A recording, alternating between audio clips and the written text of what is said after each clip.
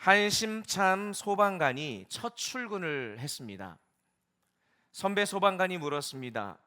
불이 나면 가장 먼저 해야 할 게 뭔지 아나? 신참은 자신 있게 대답했습니다. 네, 불 끄는 장비부터 챙기는 겁니다. 그러자 베테랑 선배가 단호하게 이렇게 말했다고 합니다. 아니다. 먼저 너 자신부터 챙겨라. 장비 없이 불 속으로 뛰어들면 영웅이 아니라 환자가 되는 것이다. 그제서야 신참은 깨달았다고 합니다. 불을 끄는 것도 중요하지만 자신을 보호하지 않으면 그 주어진 미션조차도 시행할 수 없다는 사실을 깨닫게 된 거죠. 영적 전쟁도 마찬가지입니다. 우리가 아무리 열심히 살아도, 아무리 신앙적으로 뜨거워도 믿음의 방패 없이 싸움에 뛰어들면 우리는 쉽게 상처받고 지치게 마련입니다. 그래서 오늘 본문 16절 말씀에 보면 모든 것 위에 가장 먼저 들어야 할 것이 믿음의 방패다라고 이야기합니다. 여기서 이 모든 것이라고 하는 것은 지난 시간까지 살펴봤던 세 개의 그 장비들을 가리키는데, 진리의 허리띠, 의의 호심경, 그리고 복음의 신을 가리킵니다. 이 세 가지 장비의 공통점은 뭐냐면 항상 착용하고 있어야 된다는 거예요. 근데 오늘 함께 살펴보는 이 믿음의 방패부터 다음 주에 살펴보게 될 구원의 투구, 이어지는 그 장비들은요, 우리가 필요할 때 들게 되는 물건들인데, 이것조차도 지금까지 있었던 이 세 가지의 장비 위에다가 이것을 반드시 해야 한다라고 오늘 성경은 이야기합니다. 무슨 뜻이겠습니까? 다른 장비를 모두 갖추었어도 믿음의 방패가 없으면 아무 소용이 없다는 거예요. 그만큼 전쟁에서 방패가 얼마나 중요한지를 오늘 본문도 강조하고 있는 거죠. 그래서 진리의 허리띠를 띠고 의의 호심경을 붙이고 평안의 복음의 신발을 신는 것은 영적 전쟁에 임하는 이들에게 가장 기본적인 준비인데, 바로 그 기초 위에 반드시 더해야 할 것이 있으니 믿음의 방패라는 것입니다. 오늘 이 시간 저와 여러분 모두가 이 믿음의 방패로 무장할 수 있기를 예수님의 이름으로 축복합니다. 그러한 의미에서 우리 옆에 계신 분들하고 이렇게 고백하겠습니다. 믿음의 방패를 가지십시오. 믿음의 방패를 가지십시오. 우리 다른 분들하고 또 다시 한번 하겠습니다. 믿음의 방패를 가지십시오. 믿음의 방패를 가지십시오. 자, 그러니까 지난 시간에 세 가지에 이어서 이제 믿음의 방패까지 오늘 드는 거예요. 자, 그러면 이 도대체 방패가 무엇이기에 이토록 중요하다고 말할까? 그 이유가 오늘 읽었던 16절 하반절에 나오는데, 이로써 능히 악한 자의 모든 불화살을 소멸하고라고 되어 있습니다. 적이 쏘아대는 불화살을 막아내기 위해서는 반드시 방패가 있어야 한다는 거죠. 혹시 여러분 중에 300이라는 영화를 보신 분이 계신지 모르겠어요. 고대 사회 전쟁 이야기를 다룬 영화인데, 이 영화를 본 분들은 당시 전쟁에서 화살이 얼마나 무서운 무기였는지를 잘 아실 겁니다. 수백 명의 군사들이 일렬로 서서 준비 쏴 하면은 그 명령에 따라 활을 쏘면요, 하늘에서 빗발치듯이 화살이 쏟아집니다. 근데 화살 소리도 들리지도 않아요. 아차하는 순간에 몸에 푹 하고 박히고 쓰러지는 그런 군인들이 나타납니다. 심지어 적이 어디 있는지도 보이지 않고 누가 쐈는지도 모릅니다. 그러니 방패가 없으면 병사들은요, 치명적인 부상을 입거나 죽을 수밖에 없습니다. 특히 당시 로마 군인들이 사용한 방패의 이름이 있는데, 그게 스큐툼이라고 하는 거예요. 스큐툼. 좀 발음이 어렵죠. 근데 이 스큐툼이라고 하는 것은 사진을 한번 보여주시면 직사각형의 모양으로 가로 0.7m 정도가 되고 세로가 1.2m에 달하는, 우리가 생각하는 것보다 상당히 큰 방패입니다. 웬만한 체격의 군인은 조금만 몸을 숙이면 그 방패 뒤로 온전히 자기 몸을 숨길 수가 있었어요. 그런데 이 방패는 쇠로 만들면 너무 무겁잖아요. 들고 다니기가 힘들지 않습니까? 기동성이 떨어져요. 그래서 군사들이 들고 다닐 수 없으니까 나무로 제작했습니다. 문제는 강하게 날아오는 화살에 나무로 만들어진 방패가 갈라질 수도 있고 쪼개지기 쉬웠다는 점이죠. 그래서 어떻게 했냐? 이 나무 방패 앞에다가 얇은 소가죽천을 덧붙였어요. 왜였냐? 그렇게 해야 화살이 깊이 박히지 못하고 박혀도 나무를 쉽게 쪼개지 못하기 때문이죠. 한마디로 단순한 방패가 아니라 적의 공격을 효과적으로 무력화시키기 위한 당시로서는 나름 최신 신무기였던 거예요. 그러면 적이 여러분 가만히 있겠습니까? 또 머리를 굴리기 시작합니다. 또 다른 공격 무기를 개발했는데 그것이 오늘 성경에 나오는 바로 불화살이라는 겁니다. 그냥 화살이 아니에요. 불화살. 화촉 뒤에 송진을 바른 그 끈을 매달아 가지고 불을 붙여서 쏘는 방식이에요. 일반 화살은 소가죽과 나무로 감싼 방패로 대부분 다 막아낼 수 있었기 때문에 방패에 불을 붙이기 위해서 고안된 무기가 불화살이에요. 그러니까 불화살은 당시 로마 시대의 방패를 또 파괴하기 위한 특수 무기였던 거죠. 그래서 실제로 우리나라 사극을 보면 화살로 사람을 죽이기도 하지만 화살을 쏴서 어떤 집이라든지 건물들을 불태울 때 많이 사용하잖아요. 그런데 오늘 본문은 믿음의 방패가 이 악한 자의 모든 불화살까지도 소멸시킨다라고 얘기합니다. 여러분, 소멸하다는 말은 이 소화기로 불을 끄는 것처럼 소화시킨다, 꺼트린다 이런 말이에요. 불화살이 꽂혀도 불이 붙었다가 금방 꺼져버리게 만드는 아주 특별한 방패가 바로 믿음의 방패라는 것입니다. 이렇듯 여러분, 전쟁은 결국 지략의 싸움인 것 같아요. 적이 어떤 무기를 가지고 있는지를 정확하게 파악하고 그에 맞는 대응책을 갖추어야 승리할 수 있는 것이죠. 하나님께서는 악한 자, 즉 사단이 어떤 불화살을 쏘는지 다 이미 알고 계시기 때문에 그것을 막아낼 수 있는 유일한 무기로 바로 믿음의 방패를 반드시 우리가 가져야 한다고 이야기하고 있는 것입니다. 그러니 우리가 이 믿음의 방패를 갖추지 않으면 안 되는 것이죠. 그러면 왜 하필이면 그냥 방패도 아니고 믿음의 방패일까? 여러분, 그 이유는 간단합니다. 사단이 불화살을 통해서 우리의 믿음을 공격하기 때문에 그렇습니다.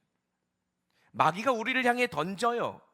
우리를 참소하고 의심하게 만들고 또는 불순종하게 만들고 두렵게 만들고 탐욕스럽게 만드는 것, 우리가 원하지는 않지만 어느 순간 불쑥 우리의 마음속에 그 불화살이 침투해 들어옵니다. 그러면서 우리를 괴롭혀요. 이 모든 것이 다 마귀가 던지는 불화살입니다. 근데 이 불화살들을 막아내지 못하면 믿음 생활이 갑자기 막 의심이 들기 시작하고 사람들과의 관계 속에서 넘어지며 상처를 받기도 하는데 유혹에 빠지거나 또 환경 때문에 그냥 쓰러집니다. 또한 원망과 불평 속에서 믿음이 약해지기도 해요. 그래서 이 모든 불화살의 목적은 딱 하나예요. 저와 여러분의 믿음을 파괴하기 위한 거라는 거예요. 우리의 마음에 불을 붙여서 모든 것을 태워버리려고 하는 것입니다. 그 중에서도 가장 무서운 불화살은 아마 의심의 불화살이 아닐까 생각돼요. 이것이 우리의 믿음을 파괴하는데 가장 강력한 무기이기 때문에 마귀는 우리로 하여금 하나님을 자꾸 의심하게 만들고 그분을 신뢰하지 못하도록 만드는 거예요. 아담과 하와가 바로 이 불화살을 막아내지 못해서 하나님을 의심하고 믿음을 잃어버린 것이죠. 그러니까 저와 여러분의 삶에도 의심의 불이 붙으면요, 내가 원치 않아도 절망과 낙심의 삶으로 빠질 수밖에 없는 것입니다. 그런데 이것을 막을 수 있는 유일한 무기가 바로 믿음의 방패인데 어떤 믿음이냐? 한번 따라해 보겠습니다. 그리스도를 믿는 믿음. 그리스도를 믿는 믿음. 믿음인데 누구를 믿느냐가 중요하지 않습니까? 그리스도를 믿는 믿음이에요.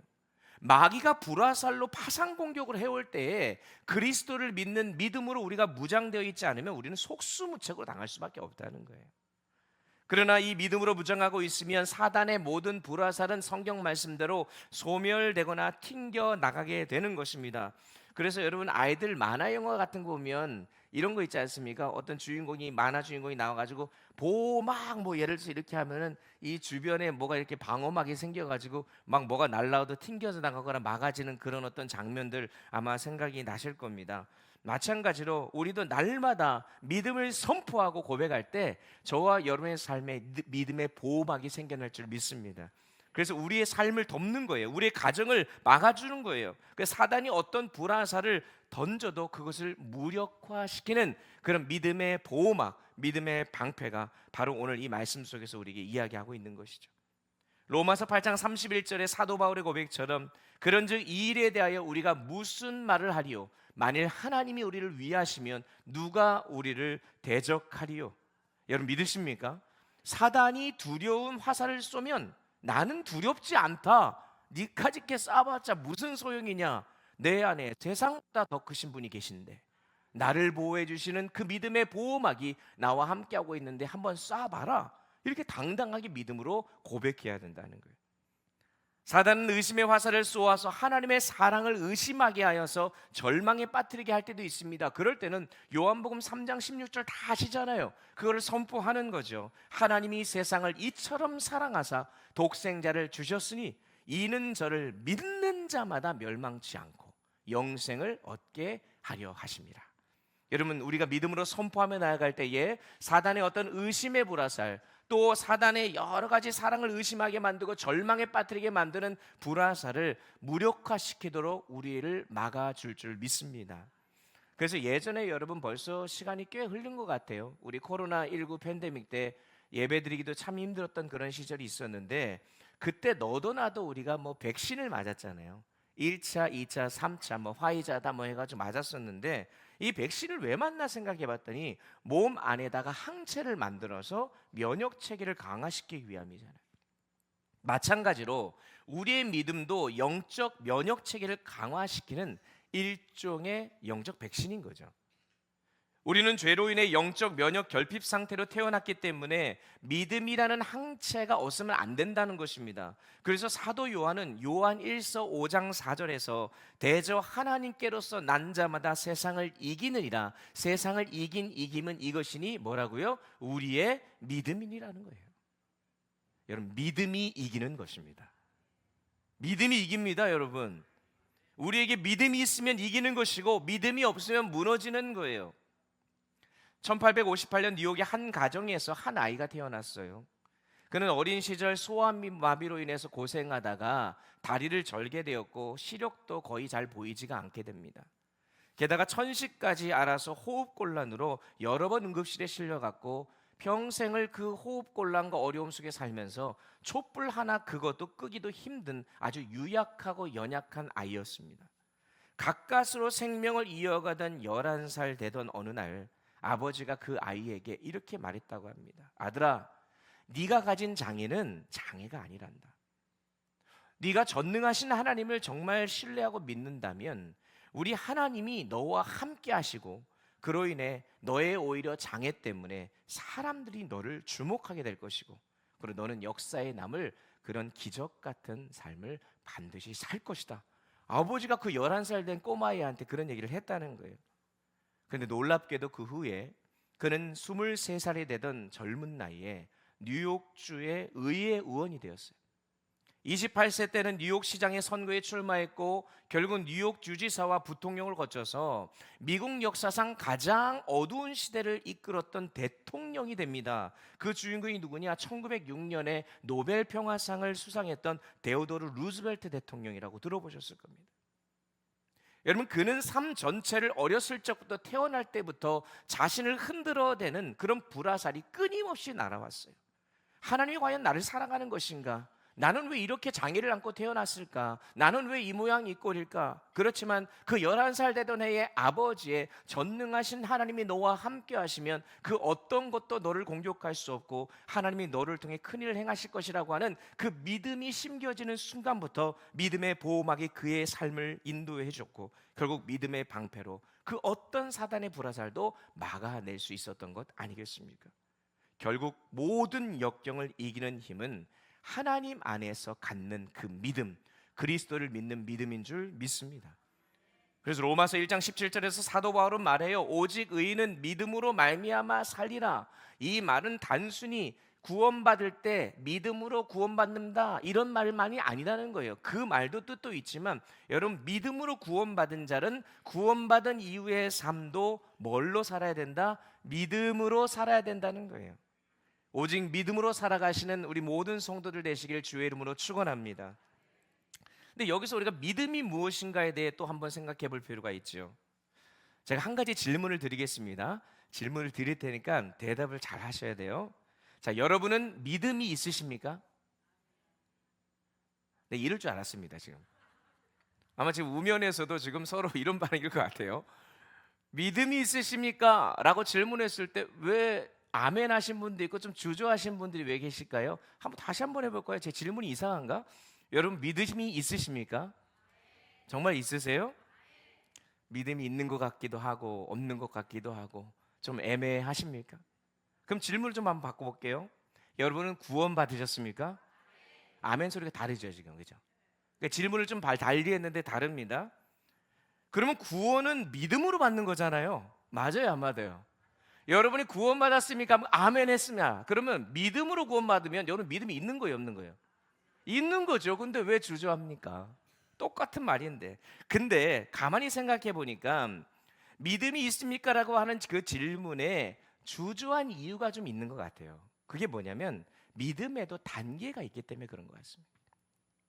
크게 세 단계로 좀 구분해 볼 수 있을 것 같아요. 첫 번째 단계는 신뢰의 단계인데 이건 가장 기본적인 단계예요. 믿음의 가장 큰 개념이자 출발이라고 볼 수 있는데, 내가 누군가를 믿는다는 것은 그 대상을 신뢰한다라는 것과 같습니다. 여러분은 저를 신뢰하십니까? 감사하네요. 저를 신뢰한다고 하니까. 저는 여전히 부족하고 연약한 사람입니다. 그런데 신뢰하신다, 참 감사한 일이네요. 근데 아마도 이런 것 같아요. 이 강단에서만큼은 석진성 목사가 어떤지는 잘 모르겠지만 그래도 강단에서만큼은 허튼 소리 안 하고, 그리고 하나님의 말씀을 전하는 그러한 목회자다라고 하는 그 정도의 신뢰는 있으니까 아마 이 자리에 여러분이 나와 계신 것 아닌가라는 생각이 듭니다. 근데 만약 그 신뢰가 깨진다고 생각해 보십시오. 이 시간 여기 아마 오시지 않았을걸요. 신뢰하지 않는 목사의 설교를 누가 듣고 싶겠습니까? 그래서 사실 여러분, 목사를 신뢰하는 것은 여러분의 신앙생활에서 굉장히 중요합니다. 목사가 왜 부족한 게 없겠습니까? 저도 부족하지 않은 척 하는 것이지 얼마나 연약하고 부족합니까? 이럴 때 아멘 하는 분들이 계시면 안 되는 거죠, 그렇죠? 그런데 여러분, 부족하지만 제가 여러분들 앞에 이렇게 서서 말씀을 전할 때에 저를 믿으라는 말이 아니에요. 석진성 목사가 믿을 만하다 이런 말이 아니고, 여러분, 저를 부족하지만 담임 목사로 세우시고 또 영적인 권위를 주셔서 말씀하게 하시는 그 하나님을 신뢰하라는 것이죠.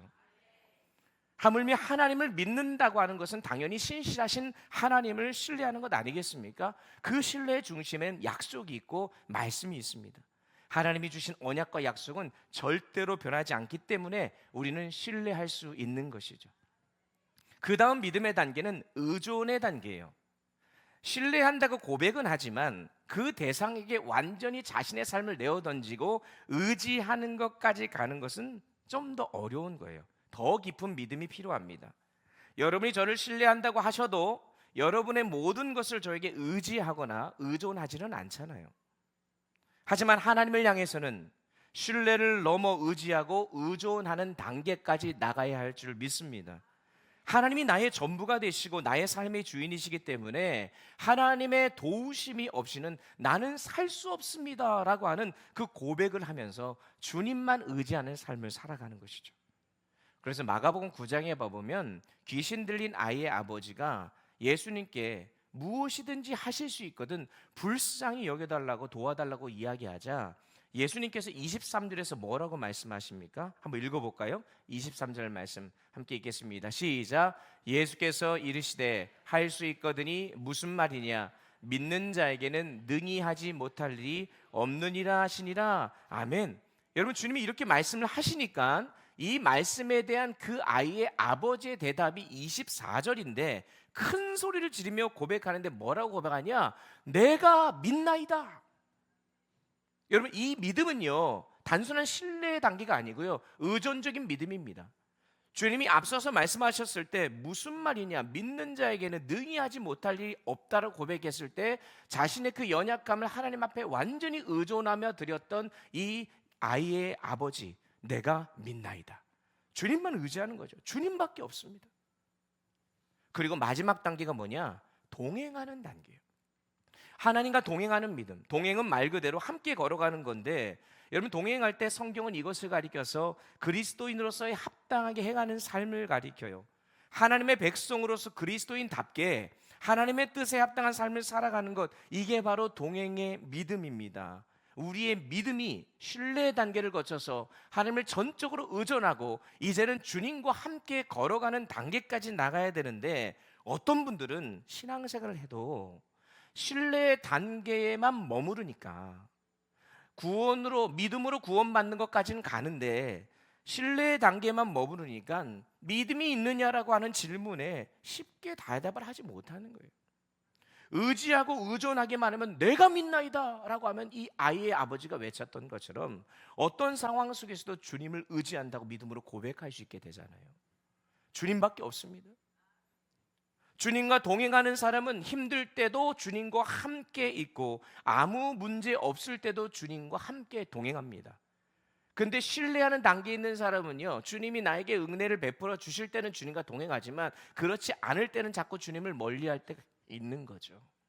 그러니 여러분, 우리의 믿음이 더욱더 견고해지고 성장하여서 정말로 주님을 신뢰할 뿐만 아니라 의존하고 의지하고 주님과 동행하는 그런 믿음의 사람들이 될 수 있기를 주의 이름으로 축원합니다. 자, 그러면 이 견고한 믿음의 방패, 그리스도를 믿는 믿음을 갖기 위해 우리가 어떻게 해야 되는가?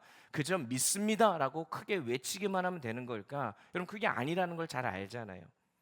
앞서 믿음의 단계를 설명했듯이 믿음의 대상이신 하나님을 더 깊이 알아가는 과정이 반드시 필요한데, 이를 위해 가장 기본적이면서도 중요한 것은 기도에 전념하는 겁니다. 기도에 전념하는 것. 기도 가운데 하나님과 친밀한 교제를 할 때에 하나님을 더욱 깊이 알아가게 되고 그분을 더욱 신뢰할 수 있게 되는 것 아니겠습니까? 마가복음 9장에서 예수님의 제자들은 귀신 들린 아이를 고치지 못했어요. 근데 예수님이 귀신을 쫓아내며 아이를 고쳐주자 제자들이 왜 우리는 이것을 하지 못합니까? 라고 예수님께 묻자 뭐라고 말씀하시냐면 마가복음 9장 29절 뭐라고 얘기해요? 기도 외에는 다른 곳으로는 이런 종류가 나갈 수 없다라고 29절에서 얘기합니다. 기도하지 않고는 원수의 불화살을 막아낼 수 없다는 거예요. 여러분, 정말 신기한 게 뭔지 아십니까? 기도하지 않으면서도 신앙생활 하는 분들이 있더라고요. 여러분, 어떻게 기도하지 않고 신앙생활 합니까? 기도하지 않으면서 신앙생활 할 수 있다고 생각하는 그 발상 자체도 참 대단한 것이고, 그렇게 신앙생활 하고 있는 성도들을 보면 정말로 대단한 것 같아요. 아니, 기도의 자리를 나오질 않아요. 예배의 자리를 소중하게 여기질 않아요. 여러분, 이게 무슨 말이냐면 기도하지 않는 삶은 사단의 불화살이 나오는 거 그냥 그대로 맞는 거예요. 맷집이 좋아져서 그런지 무뎌져서 그런지 낡고 약한 방패로는 불화살을 맞으면 부서질 수밖에 없습니다. 그래서 여러분, 기도의 막을 덧댄 그 믿음의 방패, 기도로 단단해진 그 믿음의 방패로 우리는 무장해야 되는 것입니다. 아멘이 왜 이렇게 적어요?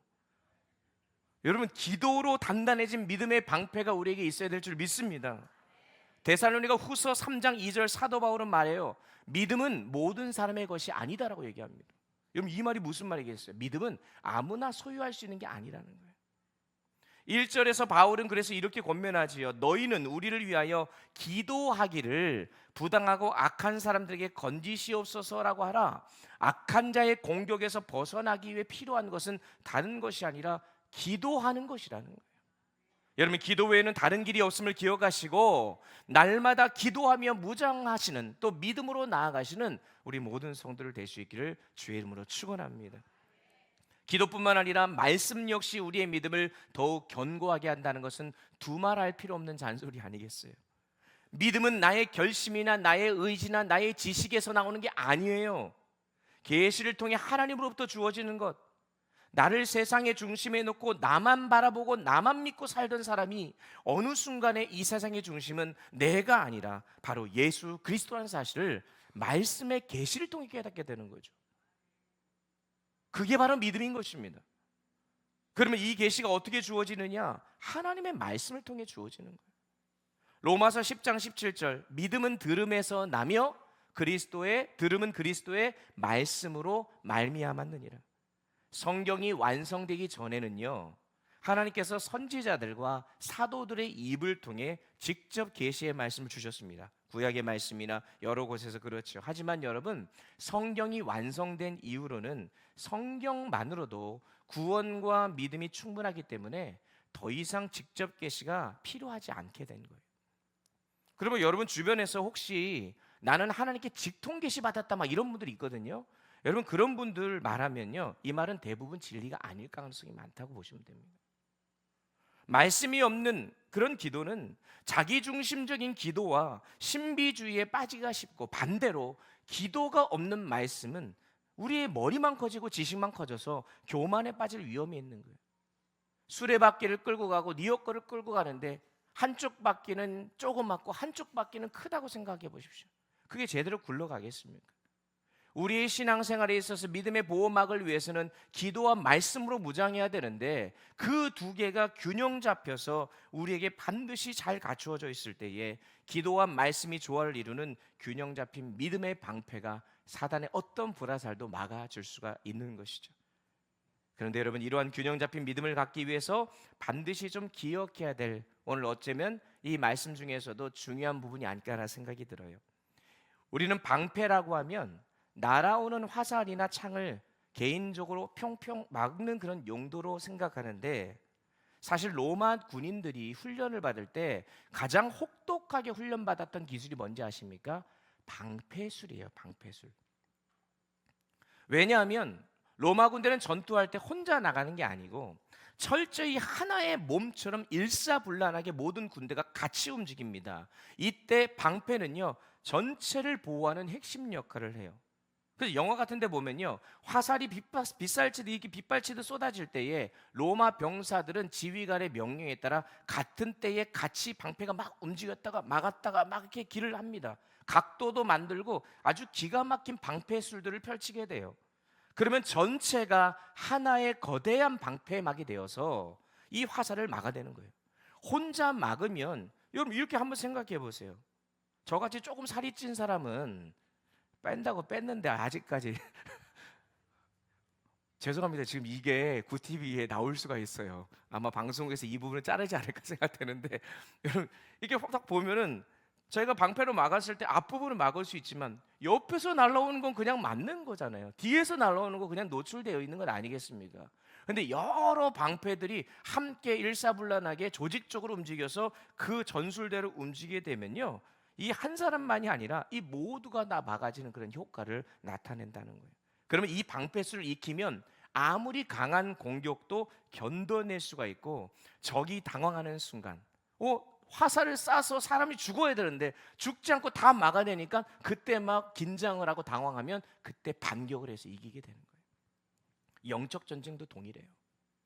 혼자가 아니라 믿음의 공동체가 한 마음과 한 몸으로 함께 싸우는 전투가 영적 전투라는 것입니다.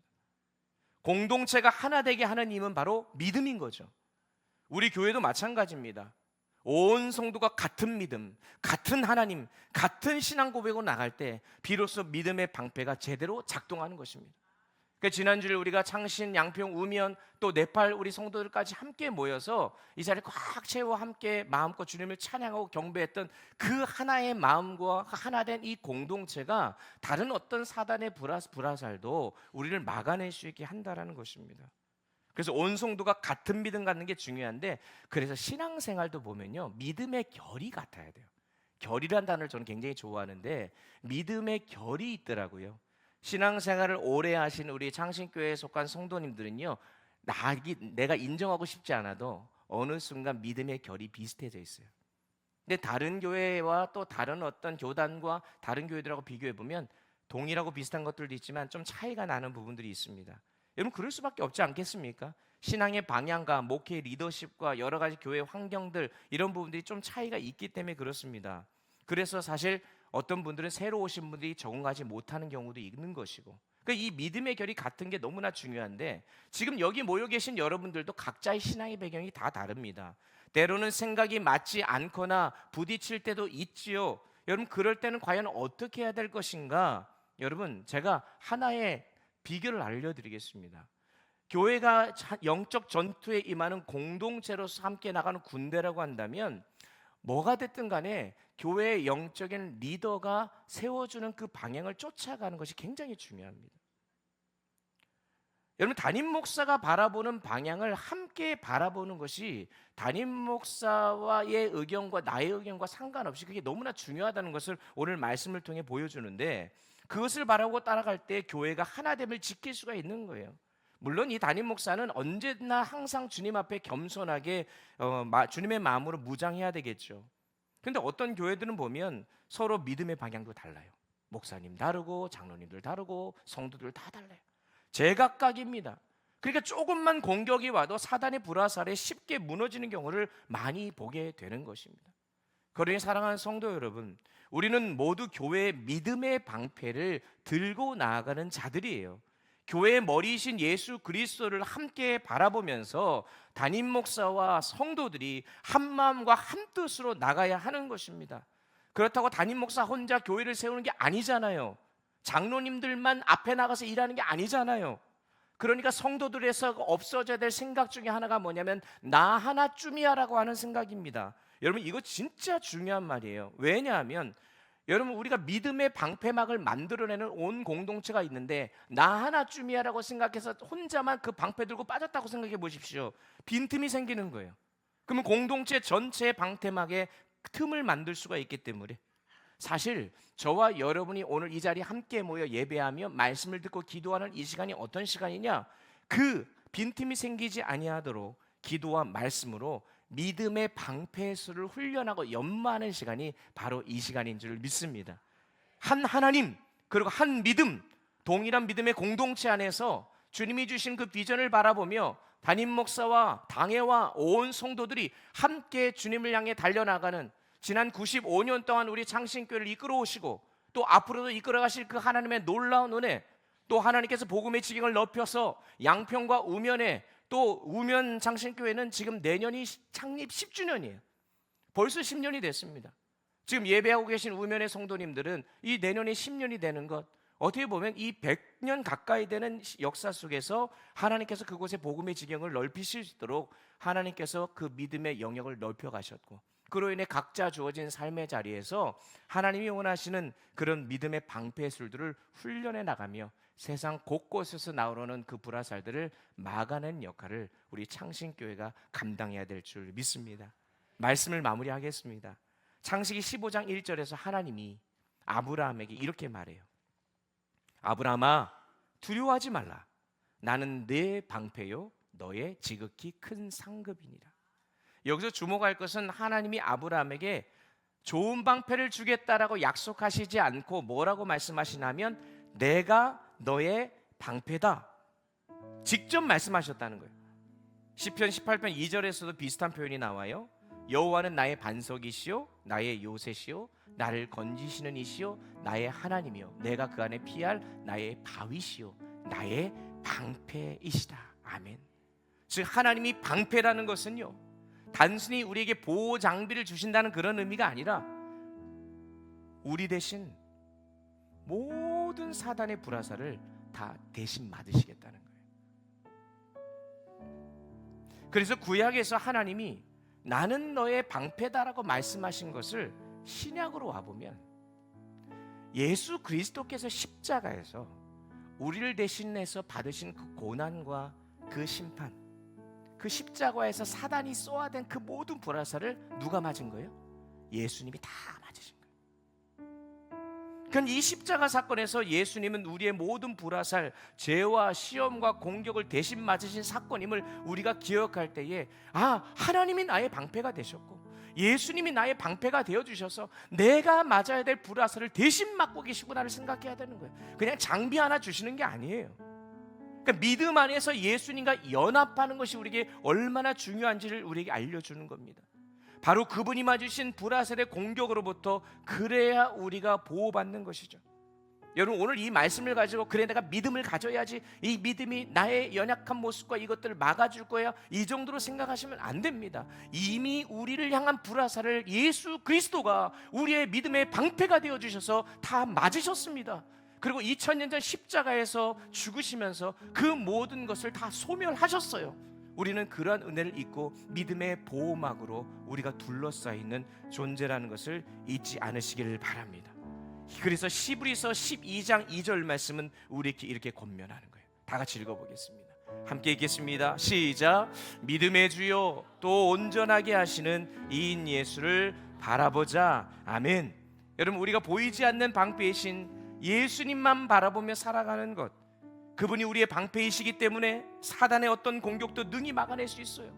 그러니 여러분, 오늘도 믿음의 방패이신 주님만 바라보면서 이번 한 주간 동안 살아갈 때 사단이 여러 가지 불화살들 우리에게 날아올 때에 그 믿음의 방패이신 주님 바라보고 붙잡고 그 모든 것을 막아내므로 믿음의 용사로 더불어서 믿음의 공동체로 우리 교회가 우뚝 설 수 있기를 주의 이름으로 축원합니다. 축원합니다. 우리 이 시간 찬양하고 기도하겠습니다. 찬양하면서 준비한 예물을 또 하나님께 올려드립니다. 나의 힘이 되신 여호와여, 우리 믿음으로 말씀 기억하며 찬양합시다. 나의 힘이 되신 여호와여,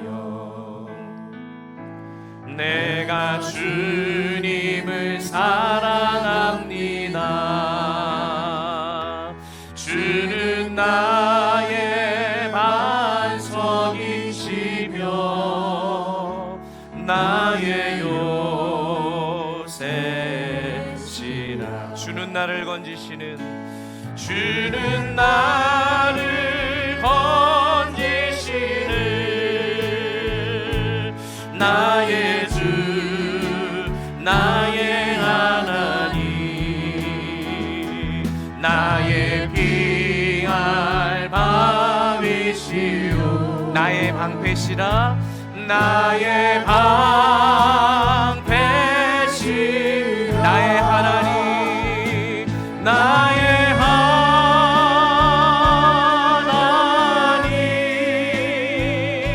나의 하나님, 구원의 불이시오, 구원의 불이시오, 나의 산성이, 나의 하나님, 나의 하나님, 나의 하나님,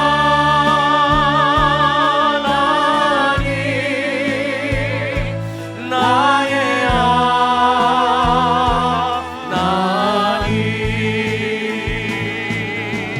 그는 나의 여호와, 나의 구세주, 나의, 우리 다같이 일어나서 다시 한번 고백할까요? 나의 하나님, 나의 하나님 고백합시다. 나의 하나님, 나의 하나님, 나의 하나님, 그는 나의 여호와, 그는 나의 여호와, 나의 구세주. 우리 마지막으로 찬양할 때 우리의 방패 되신 주님께 두 손 높이 들고 함께 고백합시다. 나의 하나님, 나의 하나님,